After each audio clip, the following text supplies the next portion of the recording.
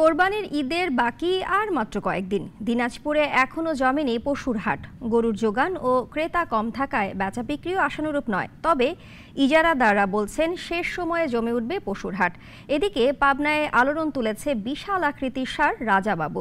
প্রতিনিধিদের পাঠানো ছবি নিয়ে ডেস্ক রিপোর্ট। এবার দিনাজপুরের অন্যতম পশুর হাট রেলওয়ে বাজার থেকে স্থানান্তর করা হয়েছে যোগনেবাবু মাঠে। সেখানে গরু নিয়ে বসে আছেন বিক্রেতারা। তবে এখনও জমেনি হাট। এবার তুলনামূলকভাবে কমেছে ব্যবসায়ী ও ক্রেতার সমাগম। ফলে লোকসানের আশঙ্কায় বিক্রেতারা।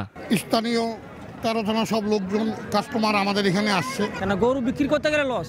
একদিনে গরু খায় 500-600 টাকা, অথচ বছর শেষে গরু বিক্রি করতে গেলে লস দাঁড়ায় 1 লাখ টাকা। বাজারে খরিদ্দার নাই, বহুত গুণাগার এলা। ক্রেতারা বলছেন গেল বছরের তুলনায় দিনাজপুরে এবার গরুর দাম বেশি।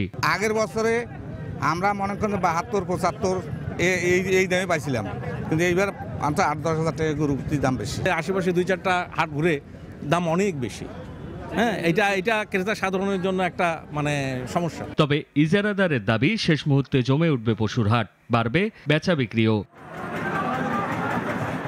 এদিকে পাবনায় 33 মণ ওজনের রাজাবাবু নামে কোরবানির ষাঁড় জেলাতে বেশ আলোড়ন সৃষ্টি করেছে।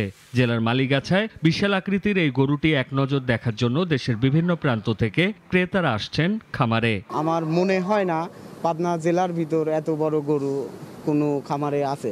এই গরুটা এত ভালো, মনে মানুষের মতন। তার ওজন ওয়েটটাও কিন্তু কম না, অনেক 30 মণ নিম্ন। কোরবানি যারা দিবেন তারা এটাকে কিনতে পারেন এবং রাজাবাবু তাদের পছন্দের তালিকায় প্রথম হতে পারে। কোরবানির ঈদের জন্য এই খামারে 32টি ষাঁড় গরু ইতিমধ্যেই বিক্রি হয়েছে। বাকি রয়েছে বিশাল আকৃতির আলোড়ন সৃষ্টি করা ষাঁড় গরু রাজাবাবু।